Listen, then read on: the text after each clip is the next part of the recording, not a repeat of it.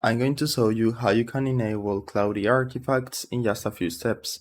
So if you find this video helpful, don't forget to subscribe and like the video.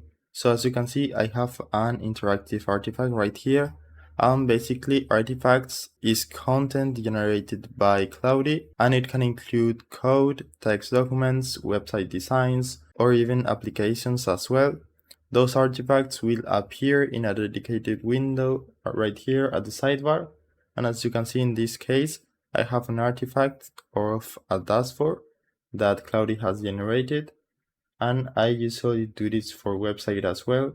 So if I want Claude to create a website for me, it will do it and give me the code in an artifact. And we can see it right here on the Claude website, so I don't need to download it and then open it. We can also see the code right here, and this is the preview to see how it looks like. So if you want to enable this option, all you need to do is go to the bottom left of the screen to this corner, then go to settings. And once you are at the settings, you need to go to the bottom to integrations. And now you should see the artifacts option. So if you have it disabled, you just need to click here and enable it. And now Claude will generate content as I told you.